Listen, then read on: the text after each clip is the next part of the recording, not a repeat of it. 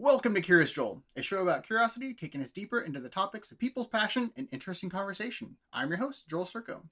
Our guest today is John Circo. Now, if you think that name is a little familiar, he is actually my oldest brother. John, how are you doing today? Doing pretty well. Awesome. So, how do you describe what your passion is?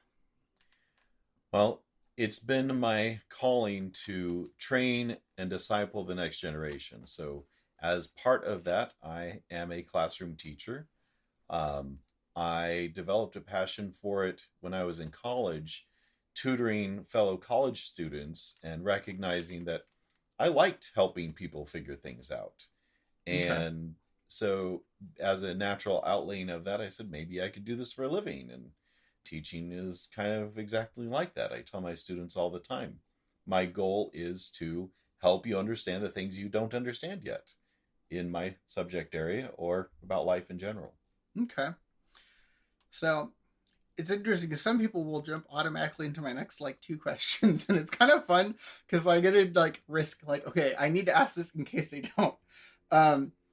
So how about let's go into a little bit more detail about what first caught your attention with this? Like you said, you liked helping people learn.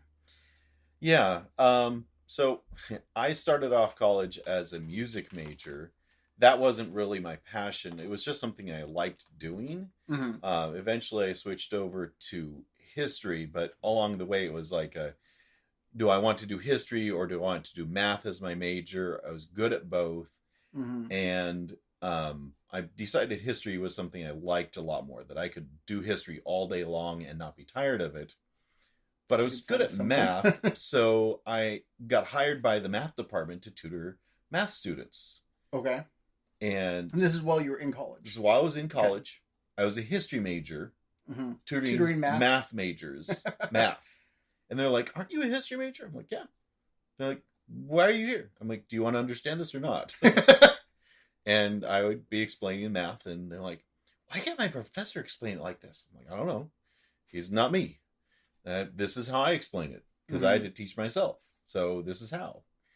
And I had a statistics class that I was taking for fun as an elective, because as a historian, you hear all kinds of statistics. And I was like, how do they come up with this? Our professor was Hungarian, thick accent. Okay.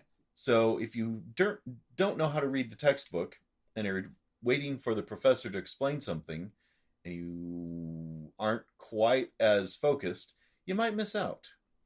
And I was getting A's on my stats tests. One of the students in the classroom was like, hey, John, could you teach me how to do these things? I was like, sure, why not? So we started a little study group. We had class on Tuesdays and Thursdays. So we had study group on Monday and Wednesday nights. Mm-hmm. And after the first 2 weeks, he started bringing some of his other friends, business majors and math majors. Okay. By the end of the class, was tutoring over half of the students in the class. Oh, wow. And they all passed. And the professor actually thanked me and said, I don't know what you're doing, but thank you, because when they saw their scores, they're like, oh, it's John Circo. That's kind of crazy. It's like, maybe I could do this. And as a history major, there's not really a lot of, this is the career path if you're a historian. You either write books or you teach. That's pretty much the main things. You could go into law, you could be a librarian. There's a lot of research applications with a history major. What about those archaeologists that go swinging on vines and dodging arrows and stuff? Isn't that what you go in for a historian as? Oh man, Indiana Jones, Tomb Raider, Sahara. I wish I could tell you that Indiana Jones had no influence on me wanting to become a historian, but that was so cool. Discovering yes, things. History, yes, because it's so heavy on the history and not just running away from boulders. But then I did the research, which is what historians do. Wait, research? Research. And I researched what it takes to be an archaeologist. Uh-oh. Most archaeologists are graduate students who go on very little pay to some godforsaken part of the world to dig for 6 months. Mm-hmm. Most of what they find are broken pieces of clay pots. Yes. Maybe you're really fortunate, you'll find some little bones, some little beads. Uh-huh. Very rarely do you have like an Indiana Jones type discovery where it's like there's gold and treasure and an intact temple. Right. So it's really, really, really, really, really boring. And if you're a graduate student doing the work, you don't get the credit for finding it. Right. Right. Because it's under the guidance of this PhD. Yeah, you went to help somebody else. Yeah. And from what I understand, you don't even get like those things you see in the Smithsonian are like extremely rare finds of these like big historical things. You have like this like little dustpan of like, yes, it's like pinning for gold almost, where like you pan for gold and you spend like an entire day and you have like this like little like palm size like pinch of salt level of gold and like, woo, successful day. It's like, wait, no, where's pretty your much giant like potato sized golden ingots? Yeah, most 95% of archaeological finds are clay shards that are smaller than your finger. Right. Which is, as soon as Not I as found that out, I'm like, exciting. nah. Wait a minute. I didn't see one thing about poison traps. There's not a single course on poison traps. Okay. No, for that you gotta talk to Howard Carter and those who discovered King Tut's tomb. But that was a very, very, very, very, very, very, very, very, very, very rare find. I'm sorry. I apparently skipped something in history. Is that where like the traps and stuff came from? Was King Tut's tomb? A lot of it comes from the discovery of King Tut's tomb. It was the first intact Egyptian mummy that they had found, that they had not looted the tomb hundreds or thousands of years ago. So everything was still in place. And the story goes, this is one of those things where you can research it for a year or two and you're still like, wait, do we not know?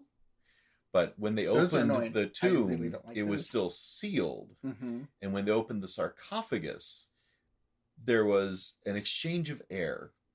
Depending on which account you read, it was either just the air pressure from when the tomb was sealed was that much different from today. Like, so air moved just like when you open a bottle of soda. Right, yeah. Some people that were there firsthand wrote that dust was stirred, but some people trying to make it more sensational said that the stuff sprayed out at them into their faces. And then you've got the inexplicable deaths of some people in the party. Okay, I have heard of that. I thought that was like myth added on to just the regular story, kind of like the curses and stuff like that. Yes. Like I thought it was just straight myth. I didn't think that there was even like a hint of maybe possibly. Yeah, no, most of it is myth added on, but okay. One guy who was fairly old to start with had a heart attack, which if you look at people who are doing hard work in desert conditions and are old, it's fairly common. Right. But how often does it happen right after an amazing discovery of an intact Egyptian pharaoh tomb? I would say from my vast, experience as a medical professional, that I feel like the excitement of like that level of a discovery could cause something like that too, right? Yeah. So there's a heart attack, and there's another guy who got injured, and because of how long it took for him to get from the dig site to a hospital, infection set in, so he died under mysterious circumstances. Oh my gosh. So there's a lot of myth piled on top of it when you read the newspaper accounts of the day, because sensationalism was a huge deal back then. Back then. Only back then. Yeah, right, totally. Okay. I somehow didn't know that that's where like all that like, death traps and flames and when I see movies with these ancient things that are supposedly still working, I think the last thing I was watching was the National Treasure series on Disney Plus. Haven't seen it yet. Still want to. Okay, but I won't spoil everything, but there at one point is a trap, and these are wooden bars tied together with vines that fall on these people, and they can't get out of it. But theoretically, this thing was put together over 500 years ago. Just crumble. I'm like, if that was real wood in a rainforest. Oh, yeah, no, that's mush. It's not going to last 5 years. It's mud. 500. So. It's mud at best. So yeah, it's not as glamorous. And I was like, nah, I don't like that. But teaching, I could do that. Mm-hmm. Be someone who gets up in front of others, leads them on a path of historical discovery, mm-hmm. hopefully get a few of those aha moments where students finally put the pieces together. I'm like, oh, that's how that works.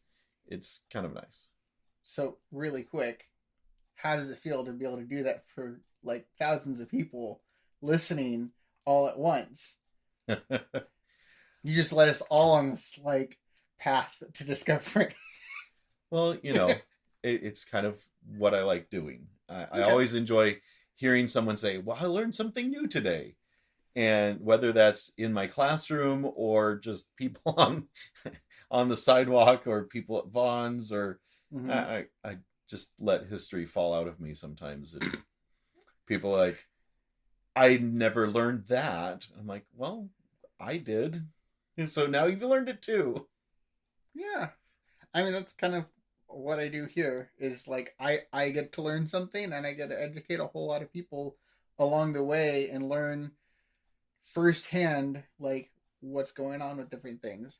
So yeah, I mean, interesting. I've never really like, this is why I also like doing these interviews because like for the audience, like he's been my brother my entire life.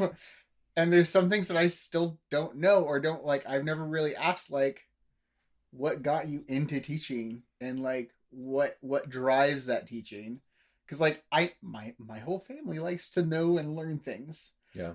But we all do different things with that stuff. So like it just it's a revelation to me to find out like where that driving passion comes from for what you do. Yeah. So at what point in college that you learned you had this gift, this knack for helping people learn, did you go, okay, I'm going to be a teacher? I'm pretty sure it was during my junior year of college. I was a history major, taking lots of history classes. Mm-hmm. I was a math tutor. I'd even helped start a community tutoring center at the college where students, elementary, junior high students, even high school students from the community could come and receive tutoring for free, no charge. Mm-hmm. I helped set that up. And I was enjoying everything that I was doing and looking at the capstone project as a history major. Generally, the capstone project is a 25-page paper. Now, something you need to know about me is that I don't like writing papers, but I will give a presentation for anything. So that's something we share.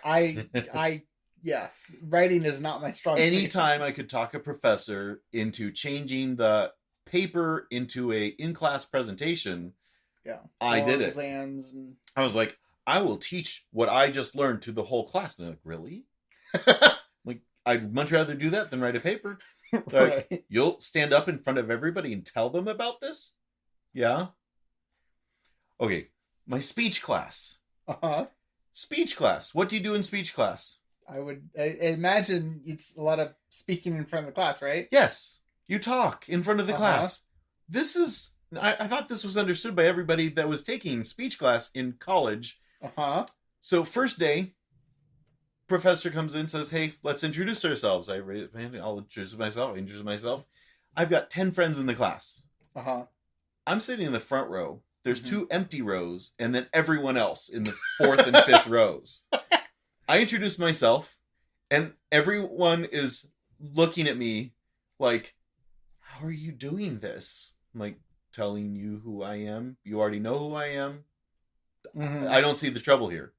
I sit back down. The professor's like, that's great. Okay, who's next? And then the science lab's crickets walked in. Yes.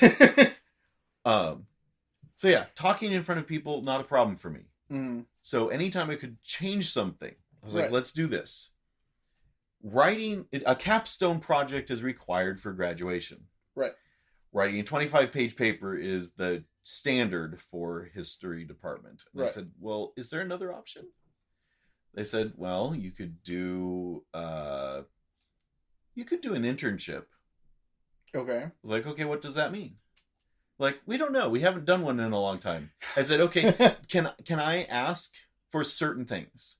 Because I said, if I want to be a history teacher, but I've never taught, so can you help me, guide me and help me do things that would be things I would be doing as a teacher? Right. Work up to. So writing a quiz. How do you Mhm. write a quiz for a topic or a lesson? And Yeah. then grading said quiz. Mhm. Directing a lesson and giving a presentation. And I got to do those things as a history major. I went in to the undergrad classes to Mhm. teach the, World History 101, US History 102, go into those classes and give a lesson. Mhm. And my professor's like, you're okay with this? I'm like, if I'm going to be a teacher, I better be okay with this. If I'm not okay standing in front of people and talking about this, then I should not be aiming to be a history teacher. So I'd rather find out now than after Right. spending time and money and effort getting to the point where I can be a teacher and getting to my first classroom going, there's people in the classroom. I'm afraid. It's like, I want to be a talk show host, but can I do it like not on camera? It's like, no. That's kind of sad that's such a big deal of like, we haven't had people actually work towards doing the thing that they want to do. Well, I guess they hadn't had a lot of people that were like thinking about being a history teacher. And so the actual, this is what a history teacher does kind of stuff isn't what they had been aimed at. Right. They're always aiming at, well, I want to go to graduate school, or I want to whatever else. Yeah. And so if you're going, that's not usually the focus. Yeah. At that point is like, I'm going to be a teacher, so let's get this stuff set and rolling. It's usually like, okay, I'm going to do something else, not teaching, and then I guess I'm going to be a teacher, and then learn that later. Yep. Gotcha. Okay. I mean, that's pretty cool. I mean, I do kind of find it sad that like the fact that the internship is kind of just like a so little used that they'd like pull up the W-40 to get the rust off of it. Like, we don't really know what that is. We just kind of like, it's an option, but no one ever picks it. Well, if you're trying to get into grad school, the thesis writing is much more important. Sure. Because for your master's degree, you have to write a 50-page thesis. And so, like, the 25-page thesis is a stepping stone towards a master's. Right. But I was like, but I want to be a teacher. And I'm pretty sure I'm not going to write a 25-page or 50-page paper. Here you go, students. This is the sum total of my knowledge. Right. They're not going to read that. No, I don't. Not unless you write a whole textbook. Right. If you're going to write a whole textbook, yes, your students might read that. But I don't really hear very many like teachers or even professors like handing out like self-written like even like 20-page like documents like, hey, your homework is to read this little essay I wrote for you guys. Yeah. Okay. So you kind of realized that, and like just from, you said your junior year kind of was like starting to go towards that and like getting the groundwork moving on that. Yeah. Like, I want to be a teacher. What do I need to know? And just kind of move forward and turned that into your like capstone project. Yep. That's cool. So unless there's something else you want to talk about more on this point, I'm not sure, because you kind of had like a no, I'm just remembering the next steps of where I went. Gotcha. Because I didn't become a teacher right after graduating college. Okay, well, we can rearrange some stuff. No, you asked no, it's okay, because I a little bit later I was going to be asking basically what's the next step, but let's just go in chronological order. Like, so you graduated college. Mm-hmm.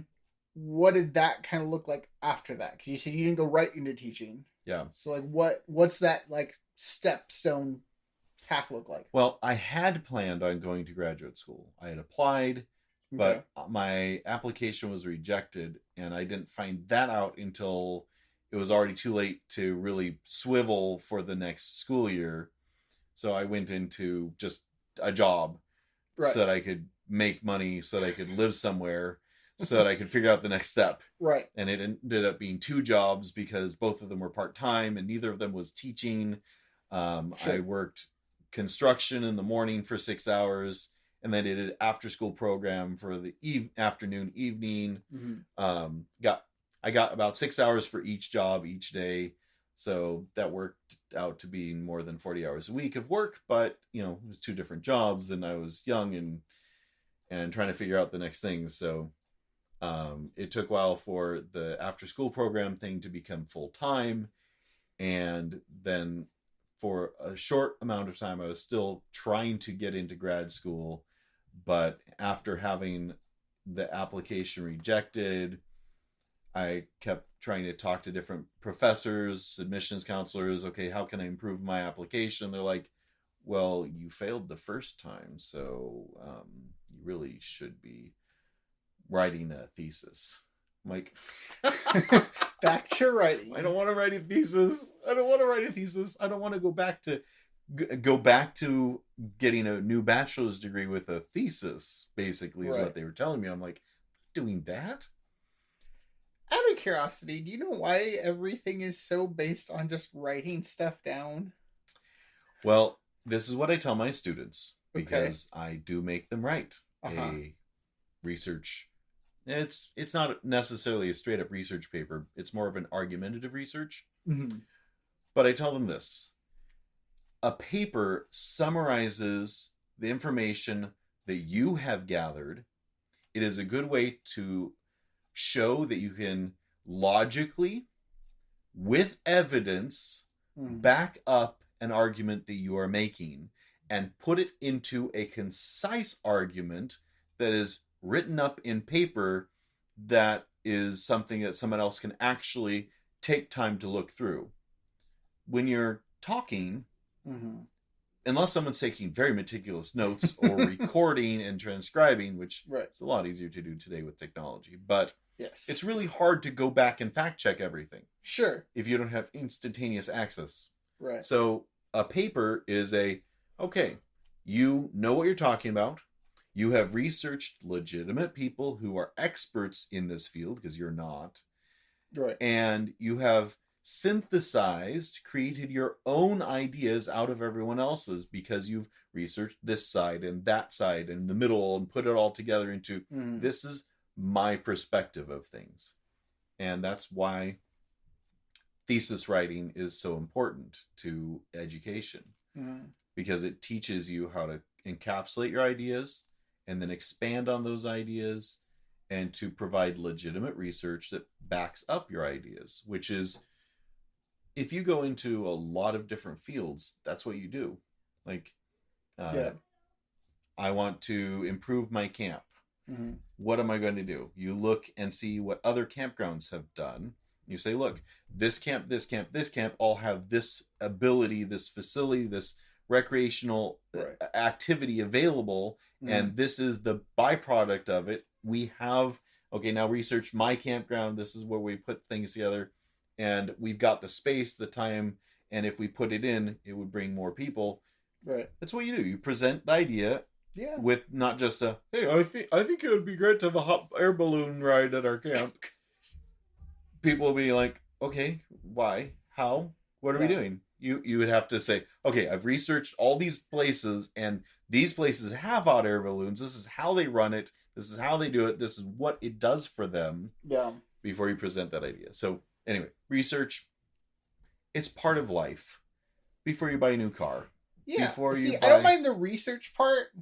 They're trying to summarize to something. Like, my brain just goes too fast, that when I try and I have no problem talking to somebody and sitting there and okay, here's all the things, here's all the facts, this is where you can find it and all that. But for my brain, it feels like a waste to write out all this whole thing down if they don't even because my brain is very interactive with people. If I'm trying to tell you something, I need responses for me to continue. And so and I've learned, I feel like this is partially learned behavior from just me spouting information and watching people go like, I don't care. I didn't disagree with you. I agreed with you, and you still told me.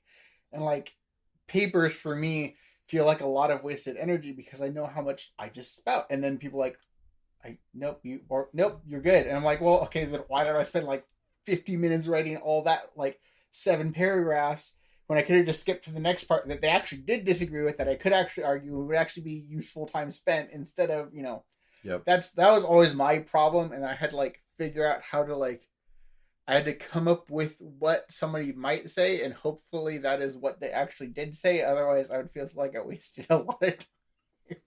Yeah. But that's me and my brain. But yeah, so that's why thesis writing is important. But you didn't want to do a 50-page paper I did on, not. Something just to get into grad school. Yep. Gotcha. So not getting into grad school changed my path, and I actually worked for the after school program for 3 years before changing careers. Okay. And then changing careers again and becoming a teacher. Okay. So if you don't mind me asking, what were the career changes between So I worked the after school program, and when I was getting ready to get married, I asked my bosses if I could get a raise. I was the assistant director. I handled all the accounts payable for the after school care. Mm-hmm. We had 500 kids every week that were coming and going, and I was tracking all of it. I'd written programs in Excel to help me track payments and all that. Yeah. And when I asked for a raise, they said, well, we can't give you a raise because then you'd be making more money than your boss. I was like, so can't you give my both boss of us a raise? Like, it's just after school care. I'm like, that's okay. It's not one of those careers that most people go into and think, this is what I want to do for the rest of my life. Sure. But at the same time, it creates its own little whirlpool of, well, because you can't make very much money at it, you quit when you get experienced enough to take that experience somewhere else. I mean, the camping industry is a lot like that. Like, most people don't go into camping for a career option, but those that do, it's pretty hard because people don't go into it for a career. So people that say they were going for a career often are not fully believe like, yes, this is actually what I want to be doing. Yeah. And so trying to like move up is just difficult.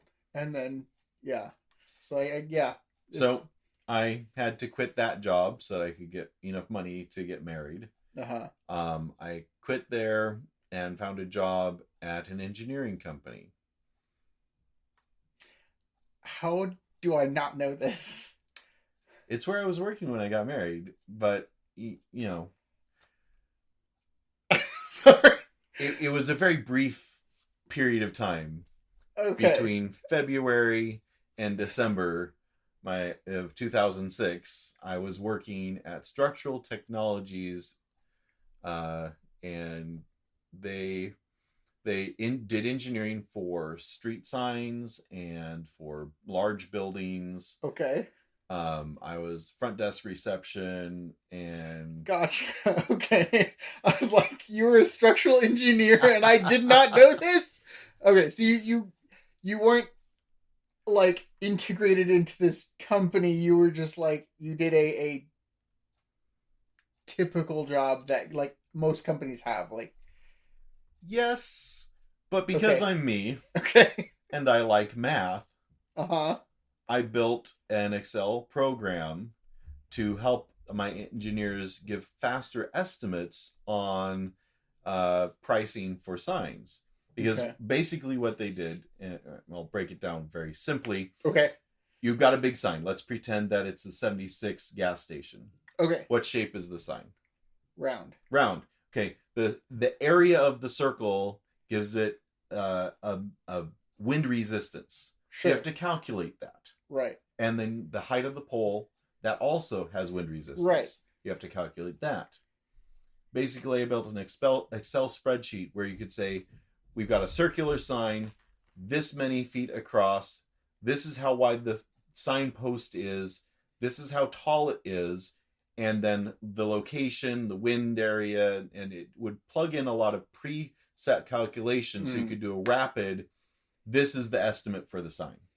So instead of sitting down with a calculator every single time someone called asking about a thing, they could just be like, okay, here's a quick and dirty estimate, Well, this wasn't actually part of my job. It was something that this engineers were doing every single day. Well, yeah, that's what I'm saying. Is like they were doing that, and I'm you're just like, can we do this a little simpler? I can make it faster for you to do this because all the tables, I mean, they're looking it up on tables. I'm like, import the table to Excel. And I did a whole program, and the head engineer was like, but you're not an engineer. How did you figure this out? I'm like, you're looking. Well, math. see, that's where I can even do part of that. Of like, if you're looking it up on a table, I can read a table. I can look at a table and go, I don't know what these numbers mean, but I can put them in the right spots. You tell me what you need, what information you need, right, and we can make a program for that. Yeah. So, yeah, that was one of the things that I did while I was there, and my boss. Okay, this was weird. It was a weird company dynamic. My boss loved me. The president of the company. The vice president of the company was there every day. The president wasn't. The vice president did not like me. Ooh.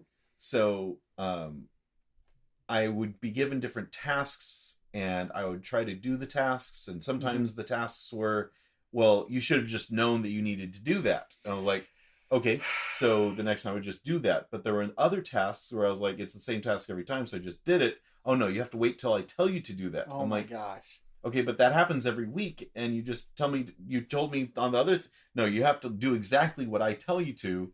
Like, okay, so on all the things, no, on the things that you know that I told you to do without me telling you to, then you do it. The things that I haven't told you to do. Sounds like he was just out for you and wanted to make it as difficult as possible. So anytime you figured something out, he had to change it so you weren't right. Yeah. So, I mean, it was kind of nice working there. Front desk, I got to meet all the people, answer the phone. Extrovert, yeah. I still did accounts receivable, so call the people, hey, you haven't paid us yet. Take all the checks, deposit them, all that kind of stuff. But, yeah, that only lasted until right before the Christmas bonus. Oof. Yeah. So I got fired right before Christmas. And it's an at-will employer, so they didn't have to give me any reason. It was just Friday. We closed the shop at noon on Friday. At 11 o'clock, vice president calls me into the office. You're done. I was just about to ask, was it the vice president like, that didn't like what? You? You're done. Clean out your desk. Oh my gosh. So I cleaned out my desk. At this point, I've been married for 5 months. And I'm like, I can't not have a job right now. Right. So I got to the parking lot and with my little box, cleaned out my desk. They actually do that. I'm like, this is everything from this job.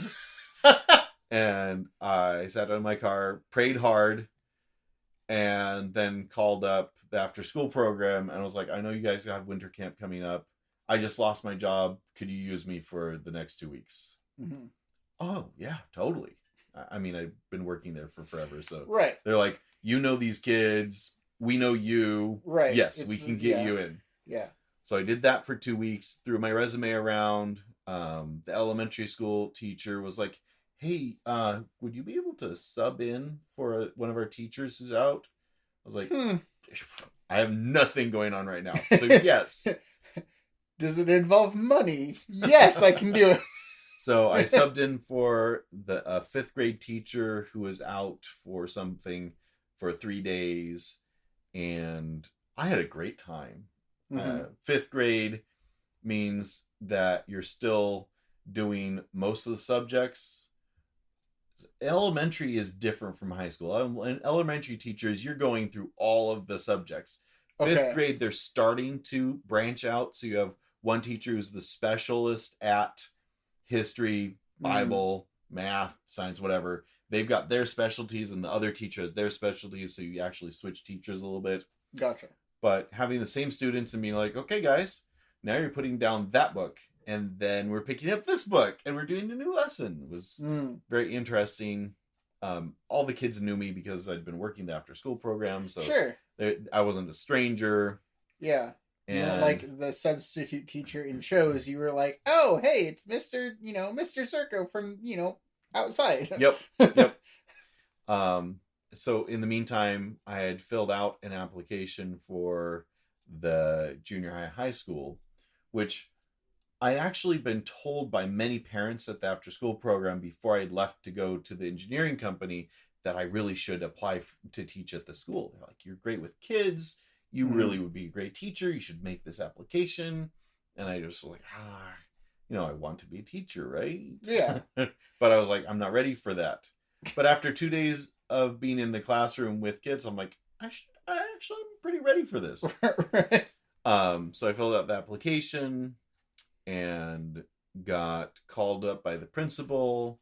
Said, hey, we'd love to have you come out and interview. At the time, there was a math position open.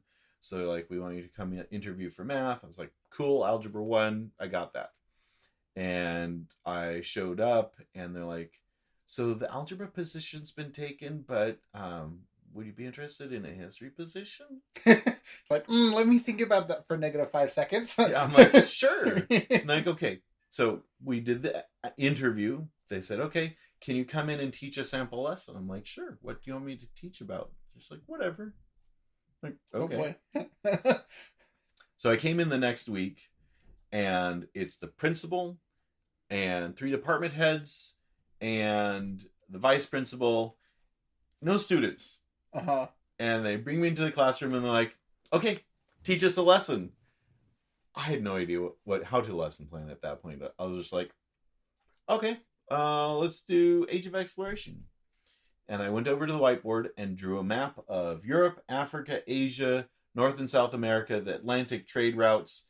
I drew By memory? By memory. Okay. The routes of Vasco da Gama and Amerigo Vespucci and Christopher Columbus and Balboa. And I'm drawing all these things on the board as I'm talking about the explorers and what they were doing and the technologies that allowed them to do all of this.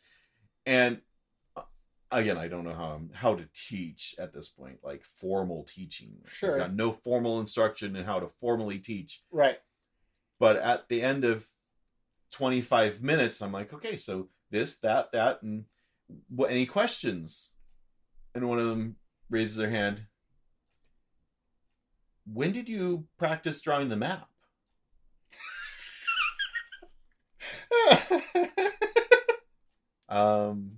I don't know. I just drew it. Like, were you studying a picture before you came in here? No, this is just in my head. Do you have a cheat sheet of all the explorers' names? I could write one for you. No, like in your folder somewhere? Like, no, this is all off the top of my head.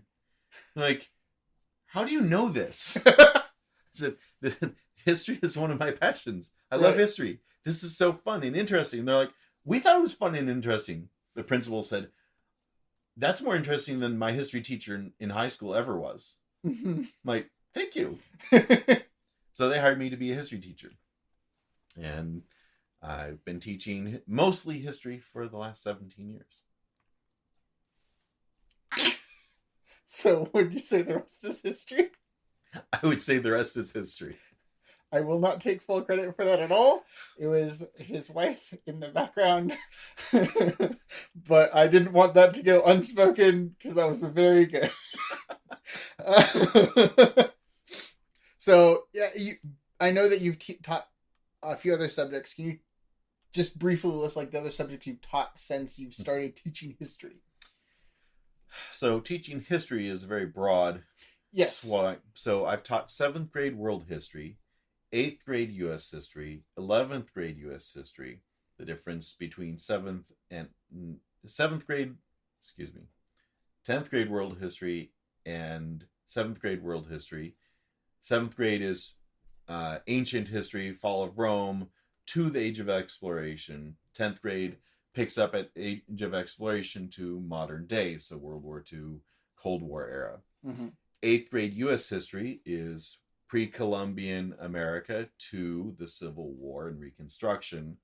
11th grade U.S. history is Civil War to Cold War, post-Cold War America. So I've taught 7th grade, 8th grade, 10th grade, 11th grade. I taught AP U.S. history for 7 years. Then 12th grade is government and economics. And now I teach AP government as well. So that's all the history classes that I've taught. No, geography, which is an elective course for most schools. So I haven't taught that one very much. I developed a curriculum for AP human geography. Okay. I was gonna say, is geography a history class? It's social sciences. Okay. Studying people sure. and places. Yeah, well, once you said was he human geography. Yeah, that was like, okay, that makes sense. Outside of all of that, mm-hmm. I have had 1 year of experience where the school I had been teaching at closed down. I got hired at a new school, but they didn't have any history positions open. Mm-hmm. So they said, we think you'd be a good fit for 10th grade world literature, because there's a lot of history that goes along with understanding the literature. And mm-hmm. alongside of teaching 10th grade world literature, they said there's a math class. You've got a strong resume for math. It's they said the class was titled Intro to College Math. I said, oh, college math? College math was easy. I loved college math. I feel like there's a bet coming. There's a so maybe. First of all, I got hired 2 weeks before school started. Uh-huh. A week before school started, they hand me all the materials. Intro to College Math, they hand me a textbook. It says trigonometry on the cover. That's not college math, is it? It isn't. I did not have to do any trigonometry in my college math class, my Intro to College Math class. I never took trigonometry. Well, I started it as a senior in high school, but I didn't need the class to graduate. So as soon as it got hard, I was like, I'm done. And I never regretted it until you got asked to teach it. Yeah. So as soon as they handed me the book, I said, okay, red flag, red flag, red flag. I need you to know that I've never taken trigonometry. So I'm just telling you right now, I'm not responsible for the quality of what comes out. I will do my best, but I've never learned this. So teaching it might come out a little bit weird. And the principal was like, oh, no, you got this. It's okay. I'm like, okay. So I immediately called up one of my friends who tutors math, and I was like, hey, you tutor trigonometry, right? Oh, yeah. I'm going to be teaching it. Can you tutor me to teach it? Taking it. So is it okay if I bother you at like all hours of the day? Being like, hey, I think I've got this, but because it's one thing to teach yourself. Right. And understand the process. But it's another thing to make sure you understand all the steps clearly enough that you can teach someone else how to do it. That goes for everything. Is like, it's one thing to like, I can do it, and like, this is how I've learned a lot of my like technical skill with technology is like, I can solder, I can fix certain pieces of like technology and stuff like that. But if someone else is like, so why? I'd be like, I don't know, it just works, okay? Yep. It's like being able to troubleshoot deeper problems or troubleshoot questions in the middle is a whole nother level of learning. That's like, okay, I can solve this for you. I can't tell you anything beyond that. Yeah, and when you're teaching a math class, you really do need to understand the in-betweens. Right. Because that's where your students get stuck. And right. The benefit to me, though, of that year of teaching trigonometry and learning trigonometry so I could teach it was that I was doing the struggles a week or two ahead of the students. Right. So when they hit that bump, I'm like, let me tell you right now. Let me tell you about last week. Well, I did not say anything to them. Sure. I mean, you don't want to like have them be like, I'm sorry, our teachers just barely learned this before. Yeah. But you were able to like go from real life experience from last week or 2 weeks ago going like, so I understand. It's pretty fresh in my brain from back when I learned it so long ago. Yes. So it was really good for me teaching the math class, just exercising different part of my brain. And it was a lot of fun. It was a small class. But teaching, again, the reason I like teaching is because of that aha moment where the students get it. And when I was teaching the circle of fifths for the... No, that's a music term. I was going to say, that doesn't sound like trig. There's a circle, and we learned it, and I can't remember what it is right now. But pi? Pi, I know that one. Yeah, no, it's... I don't think that's trig, though. No, but there were all kinds of little things that as I taught and showed them how these things happened, and like, oh, that makes sense now. I'm like, yeah, math is logical when you get the step by step. When you skip a step, all of a sudden it's magic. We throw a number and it becomes another number. Hey, that's still where my brain is. I understand trigonometry and nope, forgot the other one. Calculus? Nope, not calculus. Do not understand that at all. Basically anything that involves physics and how things move and trajectories and stuff like that. Yep, that's calculus. Isn't there another one that goes into physics? That? No, not. Trigonometry. Geometry. Geometry also ties into that a little bit. Yeah. But like I can understand the physical math. I can understand that my brain does those calculations, but I could not tell you at all how it works at all. I couldn't tell you why I know exactly where or how hard or velocity or spin or any of that. My brain does it, but I would never be able to put it on paper. Yeah. So I get all the in-betweens, but none of the actual numbers. Yeah. Yeah. So I have a question that's not on my notes at all. When are you launching your YouTube channel? YouTube channel. I feel like you're robbing the world of this experience to actually enjoy subjects that were not able to be enjoyed in actual school. And I feel like, especially with a decent percent of our family's ability to just keep going on a subject and just expound it, that if you had like a YouTube channel that you just like, or podcast or something, just like some outlet. And if you want to get really fancy, you could probably even do like a master class or something like equivalent, not quite, because master class is the next level of that, of like teaching someone else how to do something, not just learning what it is. Anyway, but like I feel like you would have a lot of fun just like, okay, I've got my whiteboard, I've got some things, and here I'm just gonna go and just like we're gonna start at like wherever and just kind of go cover whatever, because I mean you basically spanned, from my very bad memory, you've spanned most of history in your actual teaching profession. Yes. And you've taught those subjects with a YouTube channel or something something like that. You would have an outlet where you could like cross subjects into each other seamlessly and just kind of like, you know, how you kind of learn some like statistics. You're like, okay, well, history has a bunch of statistics.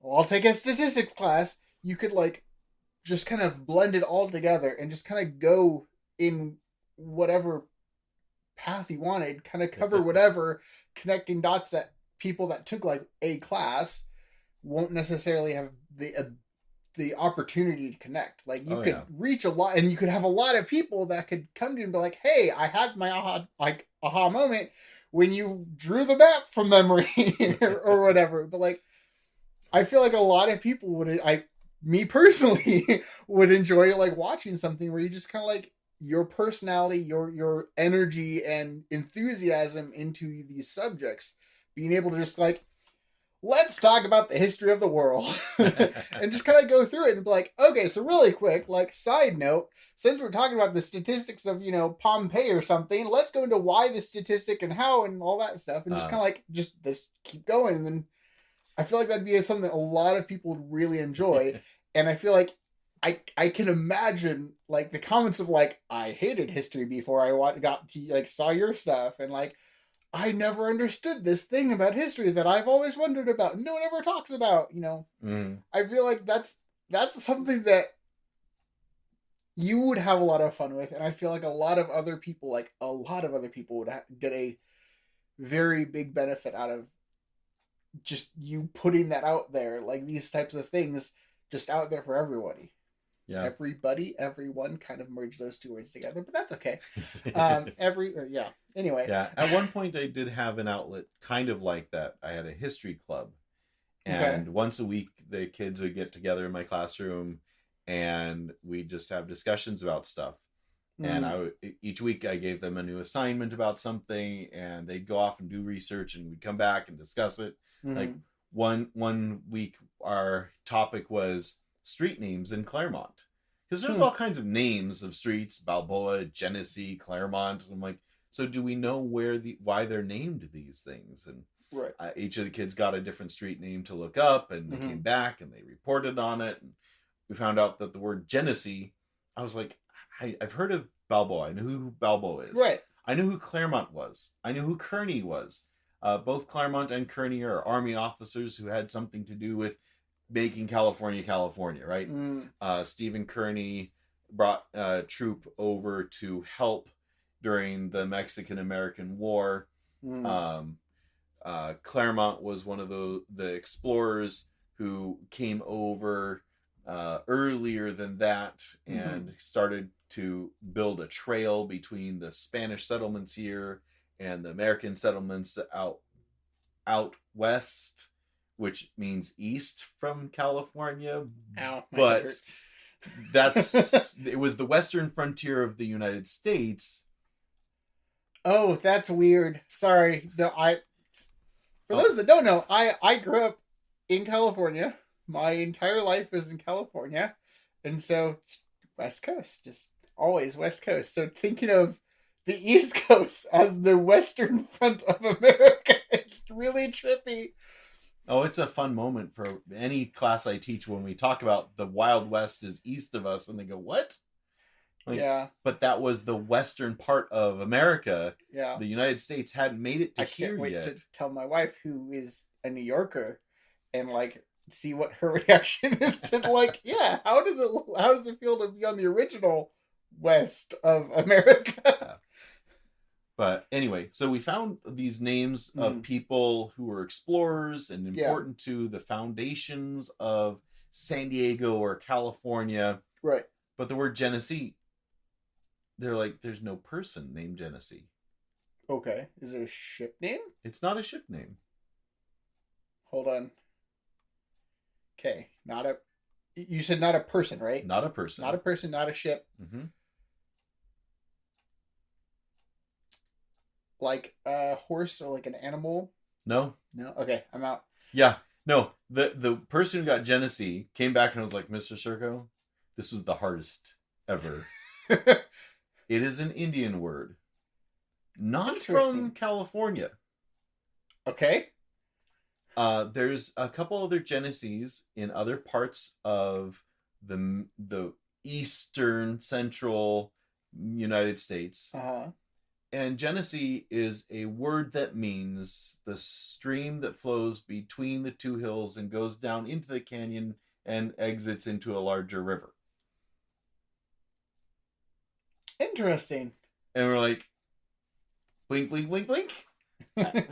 What? Say that one more time? Yeah, it's a long explanation of a region. So if you were telling somebody how to get to a place and there's no streets and no how would you describe it? Yeah, I mean, that sounds similar to the valley that ends in a lake. Yeah. But talking about it from the water's perspective of because I mean, that's where water goes, is between the hills, and if it doesn't go to the ocean, it goes to something else. So yeah, but it's a specific location. I do like those words that encapsulate a lot, that can save you a whole paragraph, and just there you go. Yep.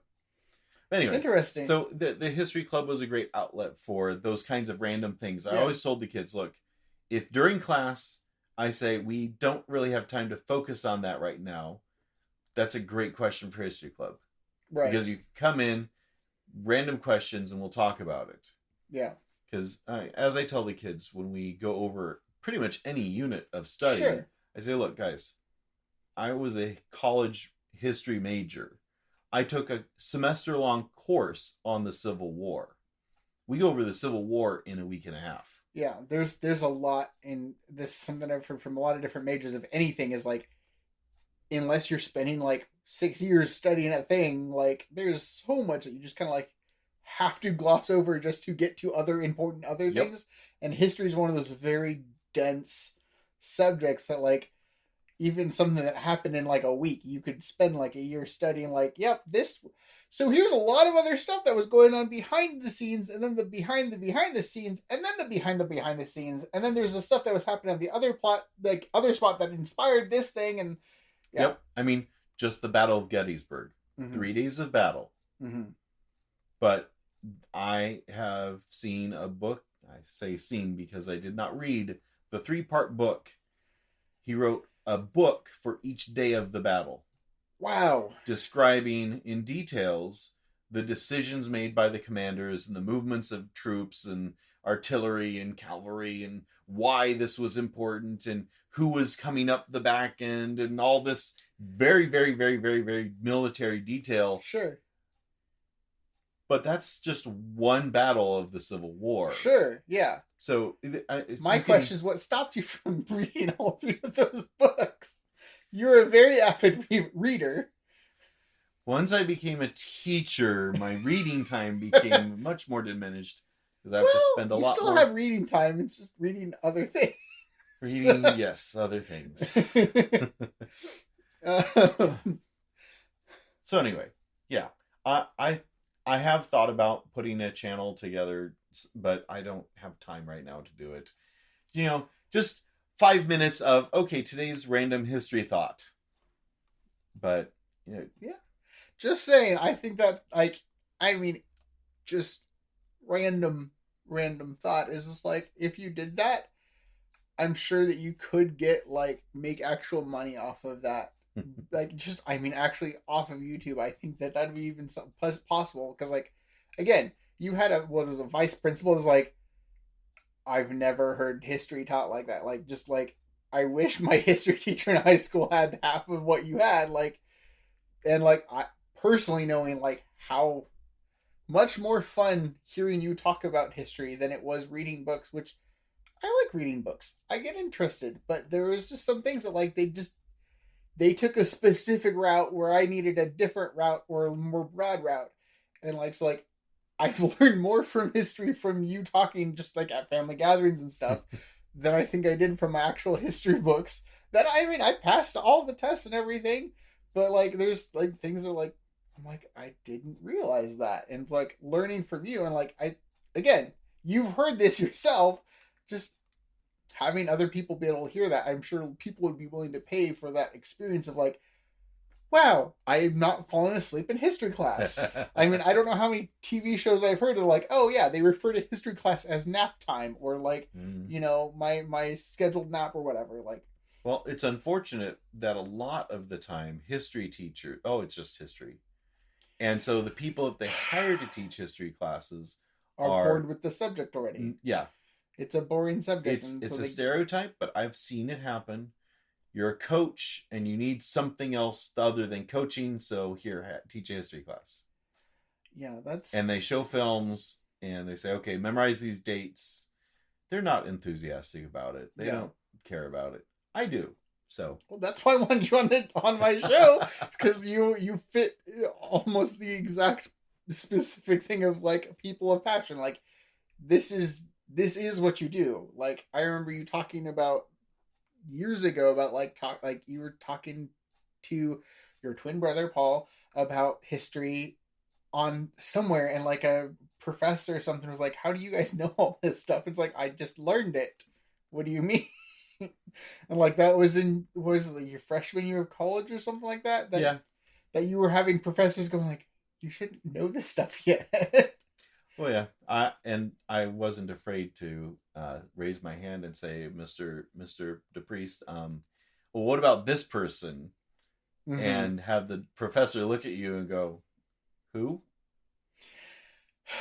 I mean, you get into your special focus, and this person was somebody that I had personally looked up and done research on. So it wasn't like they were a mainstream name in a textbook. Right. And when you teach survey classes, you get stuck in here's the mainstream quick overview survey, and you don't get to talk about all 75 explorers who came to the New World for the different countries trying to find the Northwest Passage. Right. You just talk about 3 main guys, and that's your overview. Right. So I have a little bit more depth to a lot of things, just because of the way I learned and the passion that I have. Yeah. So, anyway. Yeah. I thought it occurred to me, I'm like, man, I would love it, like, to be able to just watch a video series that, like, just like, hey, we're going to talk about this.